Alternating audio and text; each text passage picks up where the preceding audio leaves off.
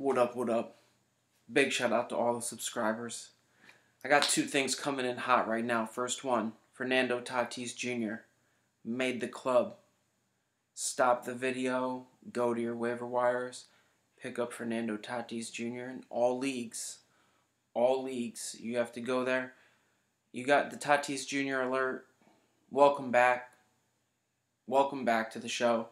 Because I know that you just stopped, ran to your waiver wires, and picked up Fernando Tatis Jr. in all leagues. And you are so excited to these tools that you've put on your team. I think it's worth. We're going to come back. We'll dive into his profile later. I have another one coming in hot. I'm just going to jump in one last auction. Yahoo auction leagues are filling up. There's one tomorrow, Wednesday night at 1 a.m. So I happen to be available. I jump in that room. There's like 8 people in there. There's maybe some spots. Jump in that last auction. I don't know. I'm going to talk about that team. So those are two things. Let me see what I have for us here today. The Tatis Jr. Let's just dig in there a little bit. Fernando Tatis Jr. I'm looking at the profile. I went to the minor leagues, and he mashed in Double-A at a very young age. He's only 20 right now. He mashed in Double-A, and I think he mashed Single-A ball the year before. And it's like 20/20 option. If you project out his minor league numbers to a full season of stats, it's 30-30 upside. You're seeing some swing and miss. The talk was swing and miss. The talk was sending out for swing and miss, and I'm not seeing really terrible swing and miss. Terrible swing and miss on K percentage is 35%. 35, terrible. 32, problematic.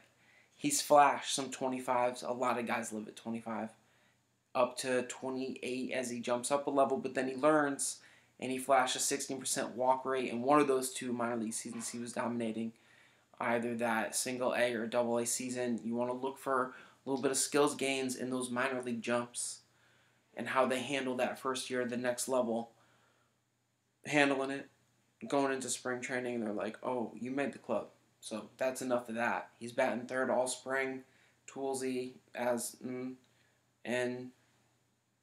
so he's coming up. We haven't seen the bat profile yet, so whatever. But you know that he's carrying consistently high BABIPs. He's got, I don't think he's he's like a 320 hitter in the minors. He's maybe at a level change. We'll drop down to 280s or something like that. But he's carrying 340, 370 BABIPs. So that sometimes it's because you're toolsy, or because you're all fields with the tool, or because you're running out things. So he's just going to make a huge splash. He's at shortstop, collateral damage. Julio Urias shares, night-night.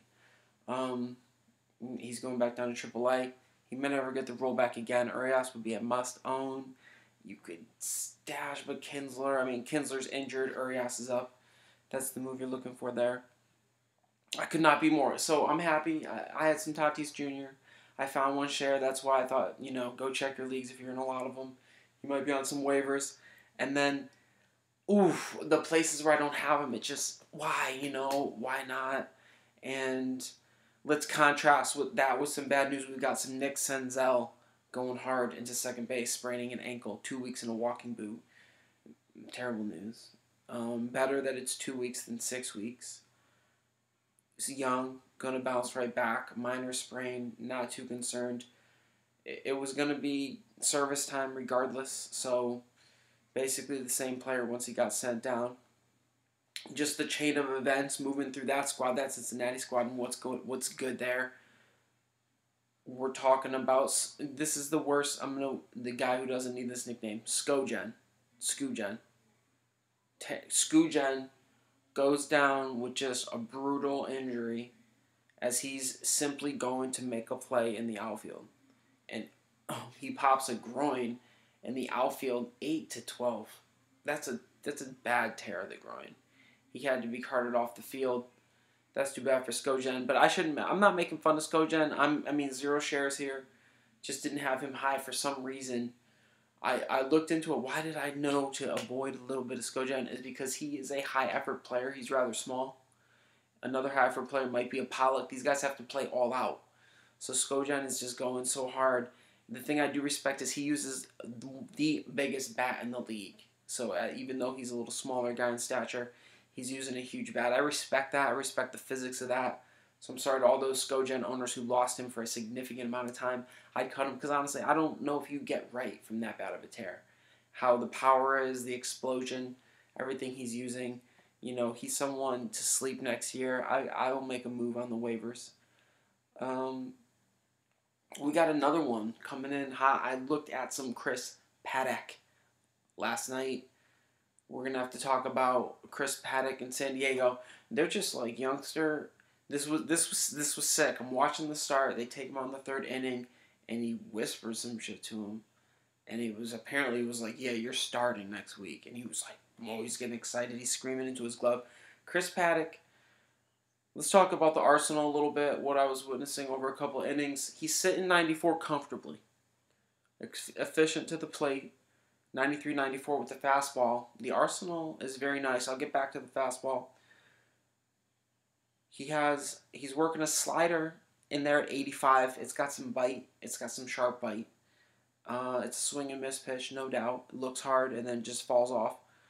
And then he's got this. He just dropped it in a couple times. It's this like show me rainbow 12-7 hammer curve that's 75 miles an hour. I mean, you're getting down into eephus territory. He just drops this little just diamond. I saw it just lock a hitter up. Just go like, oh, it's up in my head. And then it's just like, blup, strike. So that's scary that he mixes that in. I didn't see the change too much. These are the little assessments on the fastball. I think he may have two fastballs because he's got an arm side with hard arm side run. Scary. Like, looks like 4 to 6 inches of hard arm side run.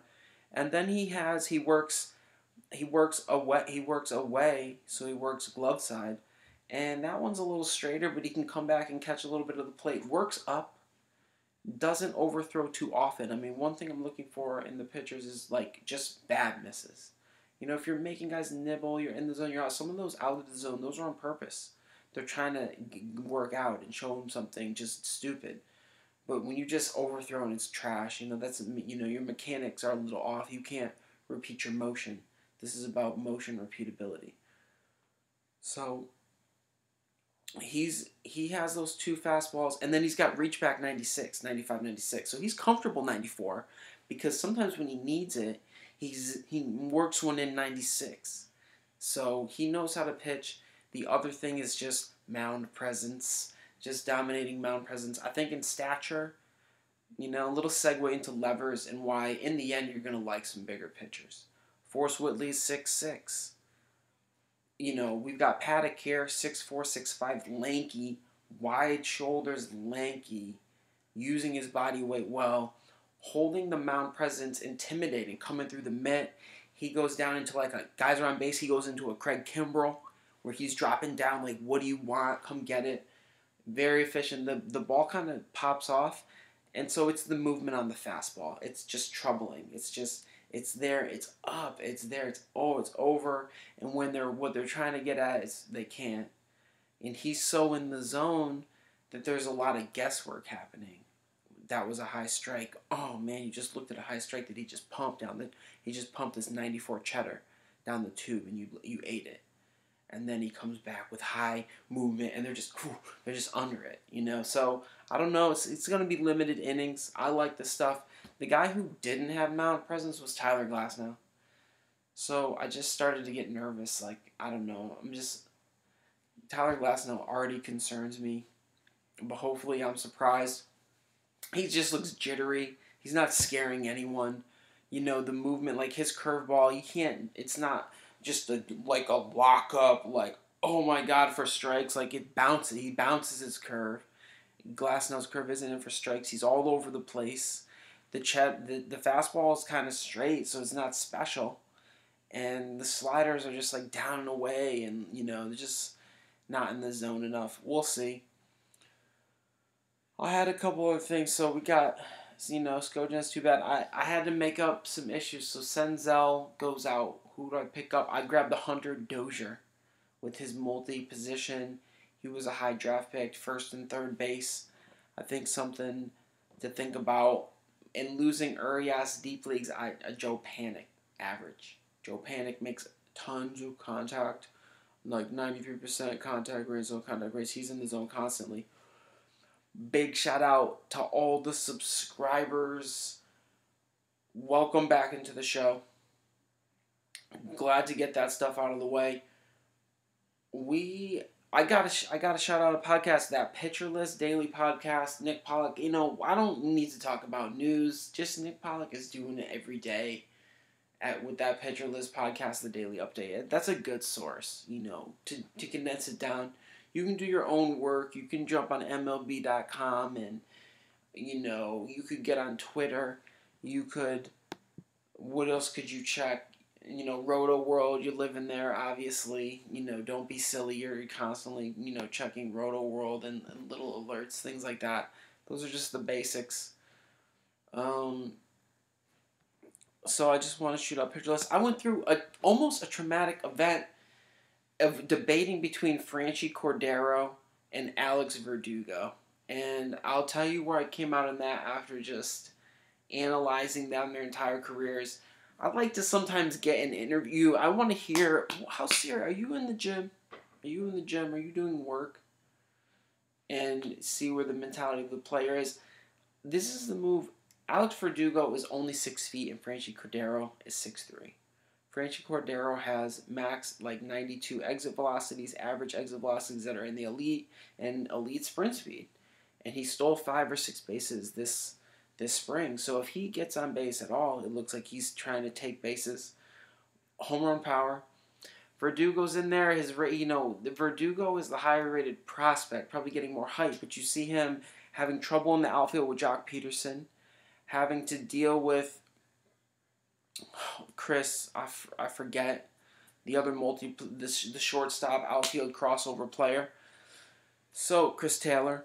And, you know, Jock P, and, you know, they want to bounce. Muncie's got to get some at-bats, and so Bellinger's playing some center field, and Pollock's there, but will Pollock if Pollock gets injured, Verdugo would be a must-own, because it would move somebody over. Maybe Verdugo starts there. He makes a lot of contact, but it's weak, and it's low exit, and so he's just kind of average right now. That's a big part. It may take him some time. I'm looking at tape. He's rolling over his ankle. Like, he opens up so fast and he rolls his ankle a little bit. I don't know if he can do that every time he hits. So that's just a little look in on him. I end up going with Franchi Cordero. I'll take the tools. And roster resources leaning towards, he might start. He's better than Margot. Or we're not sure. I picked up some Troy Tulowitzki. So, Tulo, maybe it was the injury. This guy was a superstar. And if you're going to get old and get flashy, but you're concerned it's only a half season because of when Didi comes back.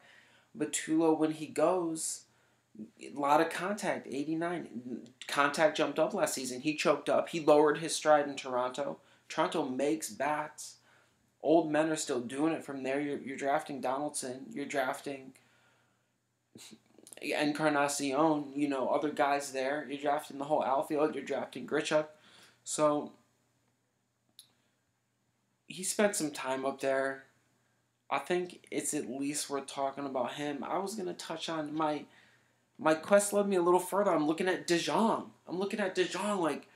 DeJong, I just got Tatis Jr., so you lost your utility spot. What are you doing on my bench?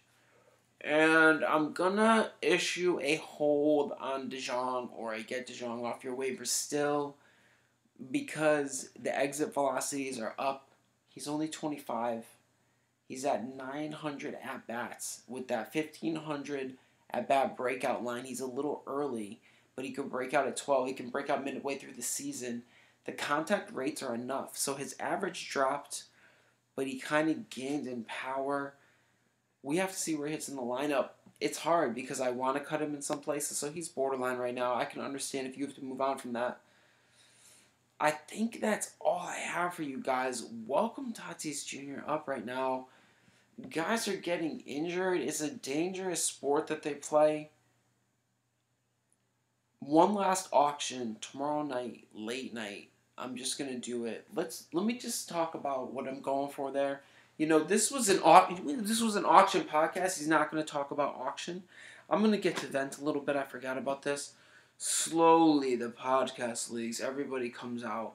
Their AL tout auction, their NL, NFB, labor auction, NL, and just slowly talking about auctions, and it was just stars and scrubs. Who went stars and scrubs? How did they do it? Or a little bit of stars and scrubs, and it's just like there's so much more to the nomination science as we see to building the structures of the teams, what getting AC is like, how to get sleepers, and the early nomination dirty where you just kind of control drafts. So I thought I've got to go all the way. I've got to go all value. I'm going to get late undervalued items that I think are cheap. Go be deep, be all starters, and then max value is get value at $25.